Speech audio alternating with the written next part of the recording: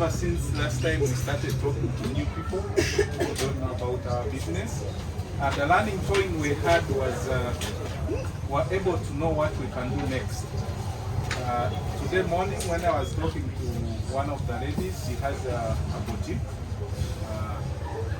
She completely did not know how to run the business, so I sat with my team again. We had to come up with something that we can start with people who are already running businesses to a model which will only handle finances, because she was completely lost about the entire model of her own business. So what we have decided, we will move ahead to bring in new models that can help these upcoming businesses. Changing the business model canvas, yes, I'm heading there by Friday. Everything will be our. Hello. Hello. Good evening. My name is Sanjan Burhan.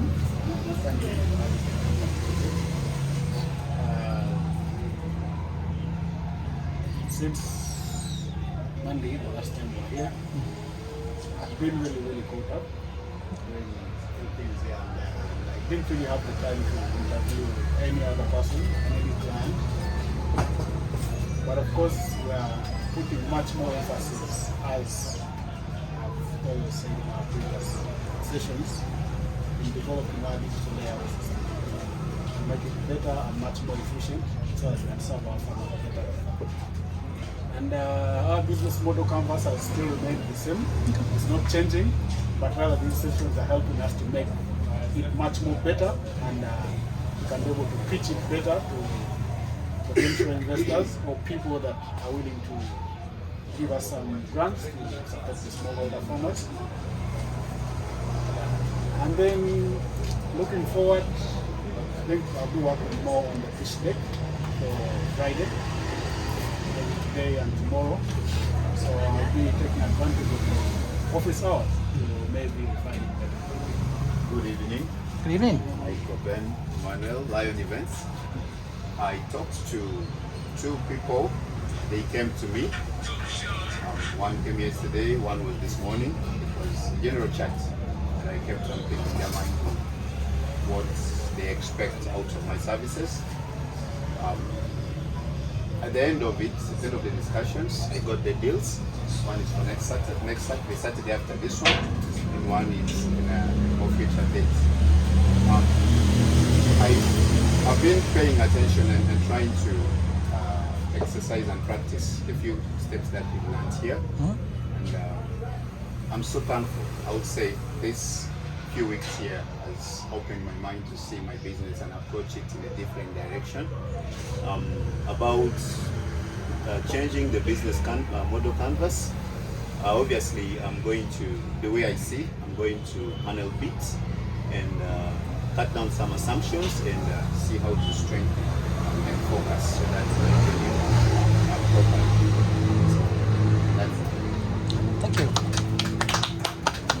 Who's next? Thank you for being here today. Thank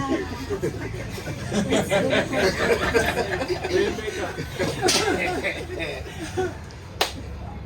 By chance, I bumped into a potential partner, filmmakers, whom I interviewed, and they also interviewed me the other way around, and I discovered that I have to add something to my business model canvas, that is documentation and production of short films, or even other pictures for entertainment. The second partner I met was this morning, and he gave me business. Thank you very much. Thank you. Yes, good evening everyone. Good evening. My name is Richard, Director Land Farm. I managed to talk to two people, two farmers, and they made me to understand some things much better.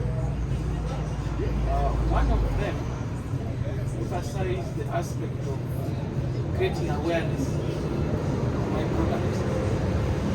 Because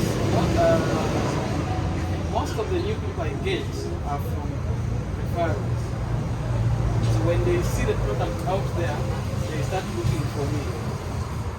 So I got to understand that I need to create awareness of the product. The product is right, but some people are not aware. It actually exists. And then the second one was about offering support. For those who have forgotten, my main product is vegetable seedlings.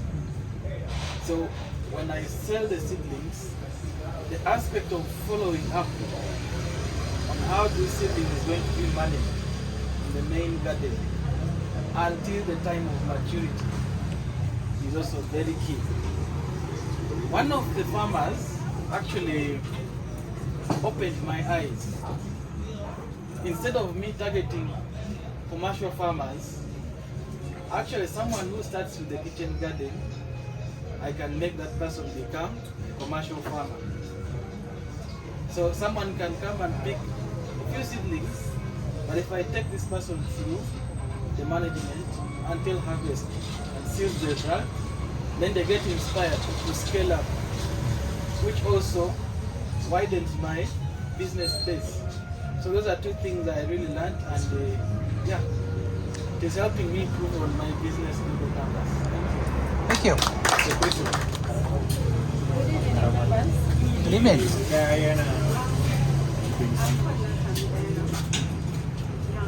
I'd like to talk about my product. This is my first time. Last time I was supposed to discuss about it, but for sure I was so busy. As I was saying, my product is fresh. I deal with fresh items. That is fish, chicken, sausages, meat, cheese. I deal with all those products. So basically, when he told us about interviewing our customers, over the weekend, I decided to go because I have hotels come to me, households they come to me as well, and restaurants. So basically, I went to the manager who manages the hotel. I interviewed him, and what he told me is basically I'm going to talk about the fresh fish. It's very hard to get the standard fish all the time. If you say that you want 1 kg, it's very hard. I get it from Kampala, but then, sometimes size changes. It's very hard to get that constant size.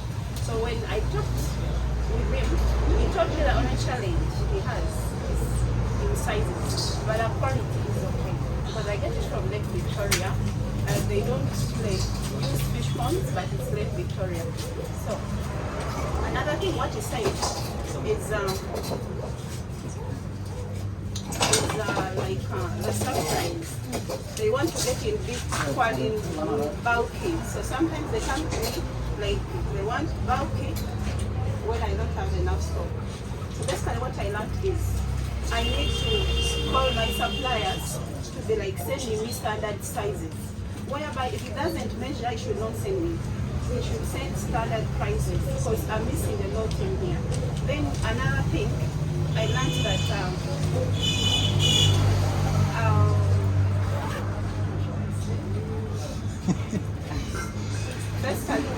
basically I need to stock a lot, that is stocking bulky. Then secondly is about maintaining the size of those two. Because my quality, no one is complaining about the quality. The quality is okay. They love it so much. Actually, I even asked because normally they complain about in sizes, but they keep on coming back. Yeah, fast. I asked him why do you always come back? Because sometimes they disappear and you see them coming back. They said they try to go somewhere else, but my quality is the best. I think others get them from somewhere where I don't know, but my quality, I try to maintain the quality. They love it, and that's why they keep on coming back. Thank you. Thank you. My name is Madada Franco from Green Stores. Unfortunately, I had a tragic situation. Oh. I was supposed to interview people today. I have a brother who got in an accident and it was serious. I just brought him from the village to the hospital. That's why I'm late today. However, I interviewed one person yesterday and the person said he has been hearing about us, but every time he passes, because we are behind a place like this where people not normally come and watch football, he said he normally gets my place closed, which is true, because I'm in the process of recruiting someone. So he said that is a big challenge for a business like mine. It needs to be open. People can come and maybe get something that they want. So I saw that I really need to act on it so fast, so that the place is open. I remember when it was time for my interview, Mr. Gerard and Mr. Cooper reached fast and found my place was closed. So it's something that I need to fix, maybe to get more clients. About the business model campus, yes, I've learned a lot. I see myself in a better position.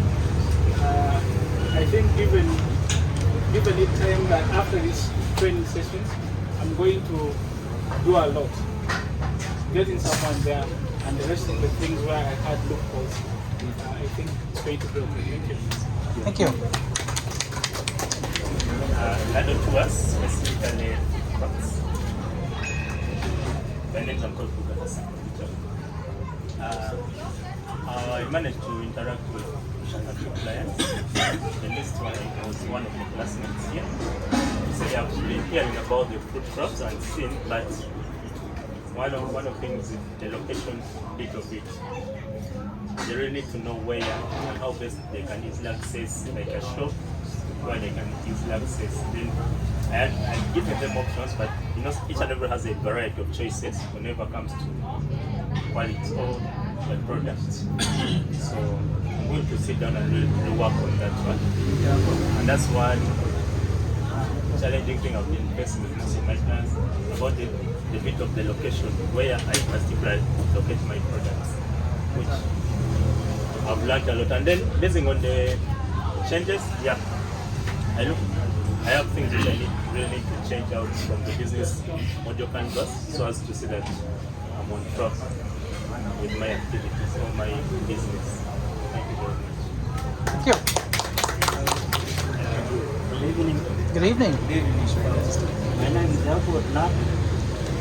I work for African Safer Limited. This time only I interviewed one person, and that person was my key supplier. So my focus was I wanted to understand the criteria they use to give people inputs on credit, then they sell, pay back. So what I learned from them is they needed clear record on all the business operations, and also they want to be willing to sell more of their products and keep records. That's what I learned. Changing the business model, I'm in the process of changing some of the things. Yeah, that is it. Thank you. It's very cold there. Okay. I haven't as interviewed many people, but actually throughout we were seated with my colleague from Yei, who is the EB Salt Yei, and we were discussing among ourselves actually. And I was trying to ask her. It was like interviewing each other, because they are doing similar things in Yei as well as us, though we are more advanced than them. They might be advanced in agriculture, but we are unlike one. I like them. Yeah, so I was just trying to find out from her, how does she see what we do? And that's something that was missing out. That would really bring salt to light, or bring salt to be known. Maybe is there really more effort needed somewhere, or are there other things that needed to be brought in? So she was trying to discuss and say, I think maybe the issue could be with the exposure. Yeah, so sometimes you find that exposure helps you grow the business faster. The number of people who know about your business and the number of people who can do referrals for you is very important. For example, you can use maybe a roll-on method where one person who knows about your business goes to tell others, or you sometimes go to these people yourself one-on-one. Like for example, many of us give up easily. If we have gone to one person today and has not picked an idea very well, we give up. We don't want to go to this person again. But sometimes if you really want to get something from someone, it is good to frequent that person's place to get the idea. Sometimes learning is a continuous process. You can't do it at once. So I think that will help us actually to change our business model canvas, because we are not doing enough from the discussion that I had today. So there's a lot more that we will do to actually create this business to be a bigger one, on which we have not yet realized. We don't know the loophole yet, but as we continue, I believe we'll be able to fill these gaps together. Thank you. Thank you. Sorry, I'm not sure if I did conducted the interview. But then, I noticed we have a deficit in our transport. Like from my head of transport. Sometimes it's not very reliable, so we have to work on that. Hello everyone. Hello. Stanley and me, my name. Leicester Medical Center is Yesterday I had an opportunity of interviewing only one person, and that was a border cyclist who actually carried me. So as we are moving, the interview was ongoing. I asked him a question. I said, where do you normally go for your medical checkups or for your medical maybe treatment, like when you fall sick? Then he told me, I go to a nearby clinic. I asked him again, how's been your experience? Then he told me, at times when I go to the clinic, I find there are those who are good, some are not good in terms of service delivery. So at times when he goes and finds the right person, he gets served very well. But when that very person is not there, he's not served like actually he does expect. Then I asked him one more question. What do you think that person should do so as to change? He says, I think it is important that whoever owns that clinic mentors those who are there, the workers or the employees, do exactly what he does. So what I learned from him is that we must be very consistent with the good deeds that we're doing, all the service provision that we are actually offering, so that even if you're not around, other teammates or those who are your employees can still do the same thing. So consistency in offering the best services, I think, is what I like. Thank you. Thank you.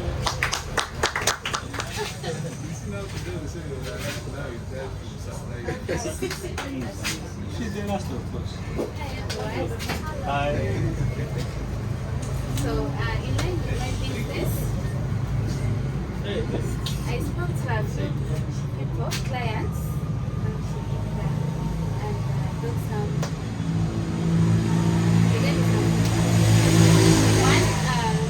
One said the food is okay, but maybe you have to like do more as to like the place, the location, and proceed. I should invest in it more, and then maybe also get a uniform for my employees so that they look smart. Because when they come and eat, the food is okay, but sometimes they serve don't look like that. And then, yes, people still emphasize we should invest more in the local foods and at least be a one-stop center for all the local foods in Arua, just in case someone has. Yes, thank you. Thank you. Thank you so much. Though we pure honey, we've had interactions with our individual consumers of honey, because we have people who buy for retail. But the individual consumers are complaining of access in Germany, and unless if someone wanted it today, they have to wait until Zawadi travels to following day. So we are now thinking, how do we develop a retailer? Because in Kampala we have people who retail our honey. So we are now looking at how do we turn some of those individual consumers into a retailer, so that our customers are able to still access this honey in the other parts of the world, the country, where we are still unable to access issues around our honey. So definitely that's a change for our business model. Canvas. Thank you. Yes. Thank you. Good evening, guys. Good evening. How many people have I interviewed? Really, I've not interviewed any more people yesterday, and today I've been really busy, out up, but I have a plan for the weekend, and most of my target customers actually are always free in the weekend, so I prefer doing it that way. But I intend to really do it intensively, and I get to understand what I'm working on. But then again, while seated there, I thought maybe I could collect a few feedback from you. Any of you who has used it, you've already told me you click it, but you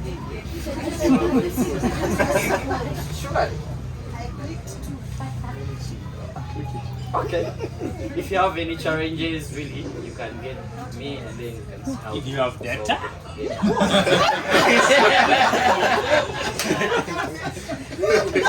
There's Wi-Fi here.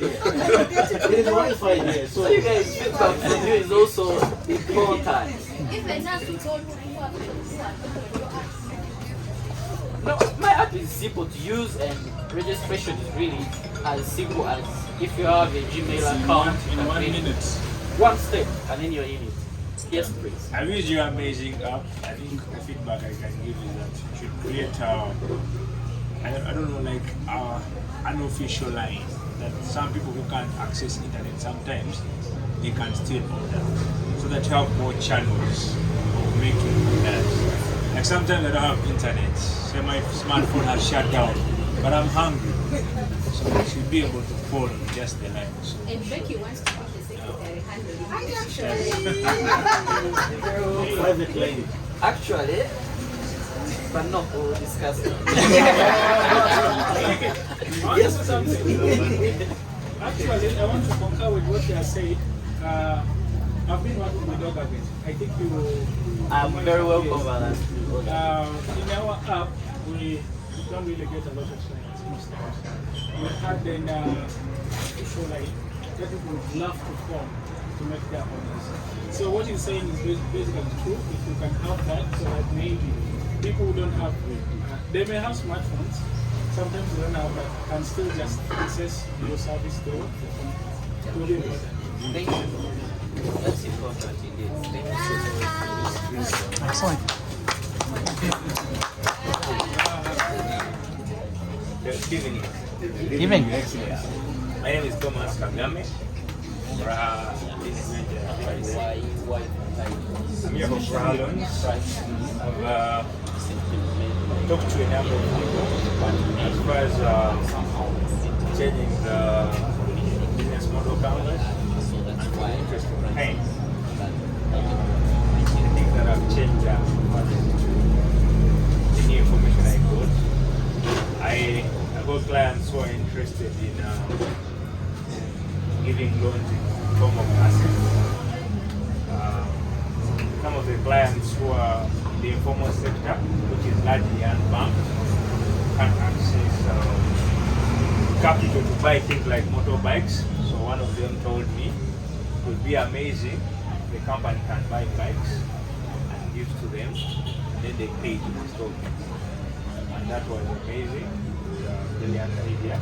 Because we are dealing with a huge sector, the informal sector, which is hugely unbanked. That was one. Another one was increase our online presence. We have clients who can access our offices always. They need the services anytime. So some people in the towns, others are far from here, so they told us to design structures which enable them to get services, even if they're not in Arwasi. I think briefly that's it. It's been amazing. I think that's all I have to say. I'm still engaged with clients, and I would really glad to share with some advise me, just like you advise. Yeah. I prefer one-on-one. Yeah, thank you. Million one. Thank you for your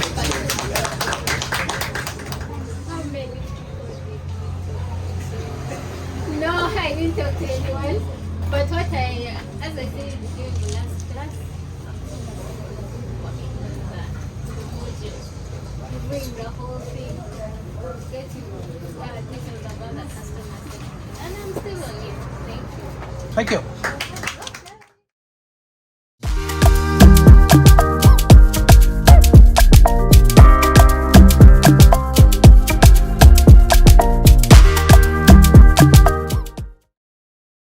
So we have done all of this now. We have done every single one of those boxes. Starting with the value proposition, moving to customer segments, and then customer channels, relationships, then we had our money talk, revenue streams, cost structure, and then we got into activities, resources, and programs. Over the course of these 3 weeks, we have done absolutely everything.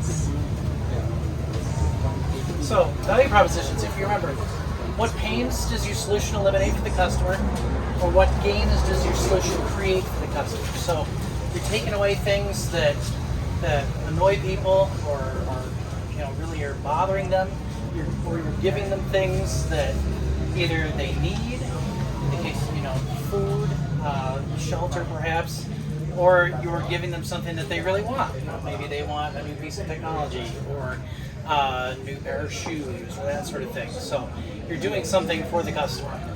And we figured out how we're different from the competition. That's what makes you stand out. That's what the basis of your value proposition.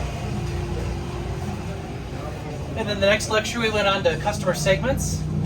We talked about who is a customer. So buyers, users, resellers, distributors. All of those people who have the money that want to give you money for whatever you're selling. We talked about customer segments. It's that little piece of the market that you're initially going after. It will eventually expand over the course of your business, but for right now, really honing in on those 1 or 2 specific customer segments, because that'll make your marketing and everything else much easier. And then remember those terms TAM, SAM, and SOM or TM. Those are the same thing. So your total available market, that's the everyone that everyone starts out targeting, which you're really not targeting everyone. You got the SAM, which is that smaller group, more local area. And then you have your SOM, which is the chunk of people that you actually can target with your business, that 10% of the local population, or women between the ages of 20 and 55, whatever you end up using as your target market. Then we went on to channels. Remember, channels is kind of how does the product reach your customers? How do you get the product to your customers? So you have physical products, things you can actually touch and hold and see in front of you, versus the virtual products, websites, apps, things that you can't physically touch, but you can still pay money for and utilize. You have the different channel types. You have direct channels, indirect channels, and then those hybrid channels, which kind of incorporate both the direct and the indirect. And then we talked about your different sales models. So either you've got the direct sales, where you're in charge of the sales team, and it's just your product being sold, so you've got total control, but you've got a lot more risk, versus the distributor sales, where you've offloaded a lot of the risk onto a distributor, but if that distributor finds a partner they like a lot better, you're just kind of out of luck. There it is. So customer relationships. So this was that sales funnel, if everyone remembers. The version for physical products, where you've got more of those steps between when they realize your business exists to the point where you've actually gotten them to come up, put a product next to the cash register, and actually hand you money for that product. You get into the keep part of it, where You've got them as a customer, so you want to keep them around. You want to give them reasons to come back to your store time and time again. And then the grow customer segment of the funnel, where you're trying to sell that same customer more products from your product line or more expensive products from your product line, that sort of thing. So remember that get, keep, grow. Then we went on to talk about money, the revenue streams and cost structure boxes. So remember, it's your revenue, that's your money coming in, your costs, it's your money going out. And keeping track of those two things to make sure you've got more money coming in than you have money going out is probably the most important thing about record keeping in your business. And so you can figure out these things: your CAC, your customer acquisition cost, your lifetime value, your LTV, and then the churn. And hopefully your churn is as low as possible. Hopefully your CAC is as low as possible, and you get that LTV up as high as you possibly can over the course of your business.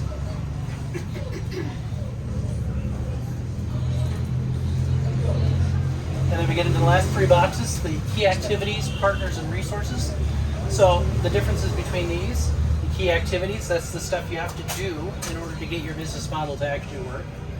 The key partners, those are self-explanatory. It's the suppliers, the partnerships you have to have in order for your business model to work.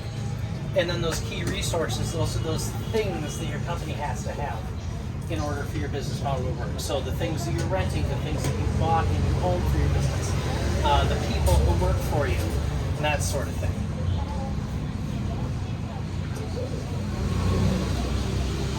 And that's it. We've done everything.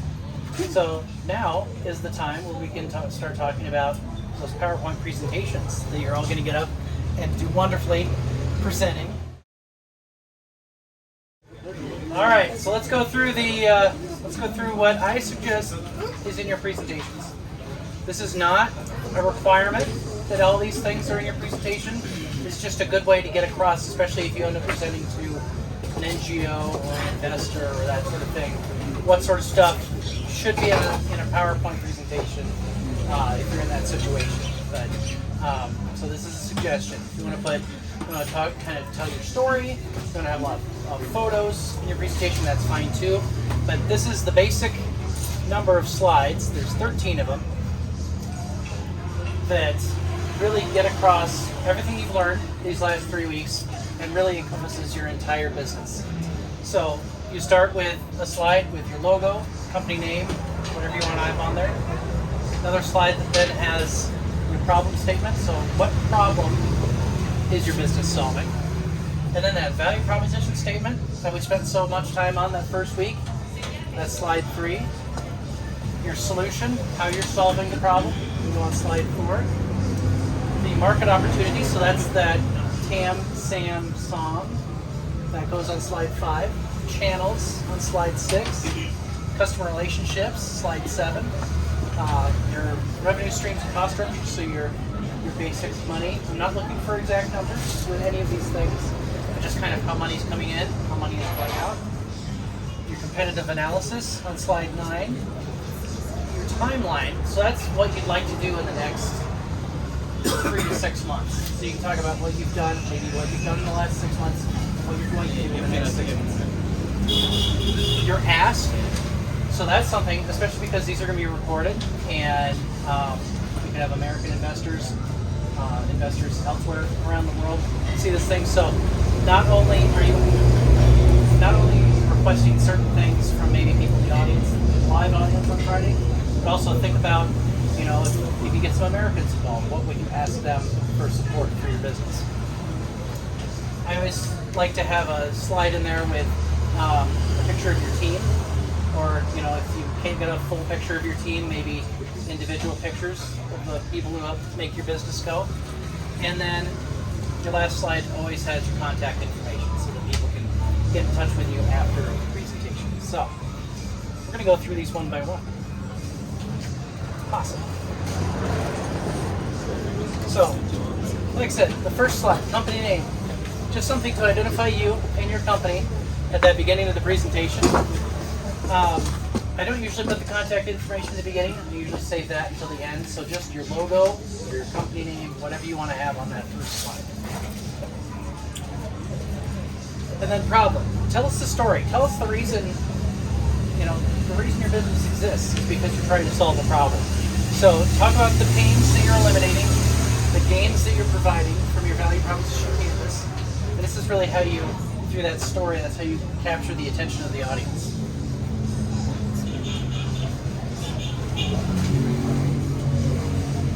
So then your value proposition, you're telling how you're kind of solving that problem, the reason your business exists, that one sentence.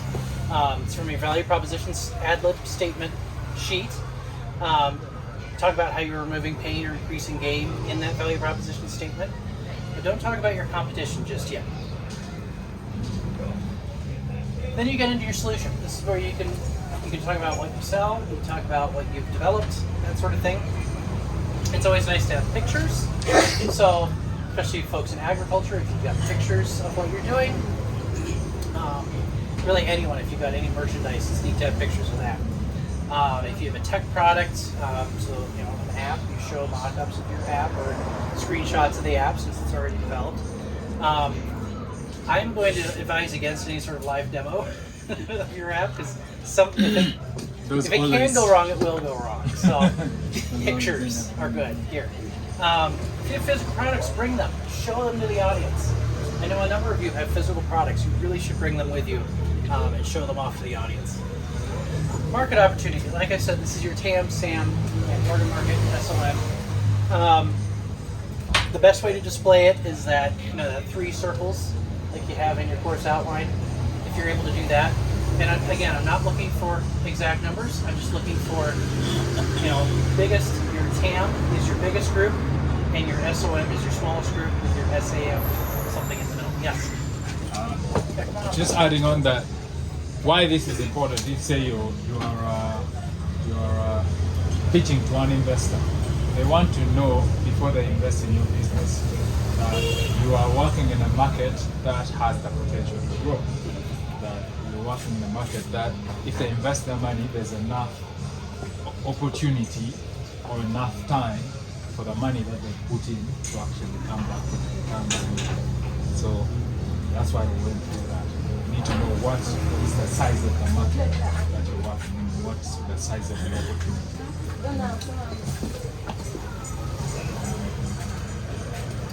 So then your channels. How are you going to reach your customers? You can pull it directly from, if you've been keeping track of all this stuff on your business model canvas, just put that right on the slide. So tell us whether you're a direct or an indirect or a hybrid channel, if you've got a physical product or a virtual product, and then maybe what kind of sales strategy you're using. Are you doing direct sales, or have you decided to go with a distributor? So this is where you talk about your different channels. There we go. Customer relationships. It's your funnel. So tell us about how you're getting customers, how you're keeping customers, and how you're growing your customer base. Make sure if you have the numbers for CAC, LTV, and your customer churn, you can put those here. If you don't have those numbers, that's okay, but just talk about how you're aware of it, how you're getting that information now. You can also discuss how you plan to get customers into the funnel, how, if you're going to do some free marketing, if you're going to use some paid marketing. So you remember those different free things that you could do to get people in the funnel, the different paid options. So go back and tell us about what you're going to do there. And then your money slide, your revenue streams and cost structure. Again, it's okay if you don't include numbers. We just really want to know if you know what your revenue streams are, what your different revenue streams are, and what your different costs are. If you've got those fixed costs, if you've got variable costs, just let us know so we have an idea of what your business, kind of what's going on under the hood there. So if you have exact numbers, you're more than welcome to use those. Or if you have estimates of maybe what you think you're going to get to in the next few years, kind of based off of what you've done so far, you can do that as well. However you want to set that up, that's fine. I know a lot of startup presentations have a graph with 2 lines where they have the revenue and it's going up really fast, and they've got the costs that are going up a little bit slower. but it's however you want. If you want to do financial projections, they're just educated guesses, and everyone knows they're just guesses. Unless you can possibly see into the future, which I cannot, so it's okay. We know it's guesses. Then your competitive analysis. So this is really understanding the totality of your market. It's really understanding that yes, there are other businesses that are doing what I'm doing, but this is how my business is differentiating itself and is an improvement over all these others. So you find, I would suggest 3 or 4 other businesses that do something similar to you, and then figure out maybe 3 or 4 categories that those other businesses that you do, but those other businesses don't do all of those 3 or 4 categories. And so you can set up a table with their names, your name at the top, and check marks across because you're doing all of the things. And then you have your 2 or 3 competitors. Maybe they're doing 1 of the things, or 2 of the things, or 3 of the things, but not all 4. So you can also do 2 by 2 boxes. You know, there are these things where you have the vertical and horizontal axis, and sometimes your company is doing everything really well, and your competitors are doing other things not so well. So it's however you want to present these things during the presentation. Can you do that? So timeline, like I said, just talk about what you've done so far. Talk about what your plans are, maybe for the next few months to expand your business. If you're expanding to new markets, if you're planning to hire, that sort of thing. Usually you have kind of a horizontal line with maybe 3 to 5 different points on the timeline. That's usually the way that that works really well.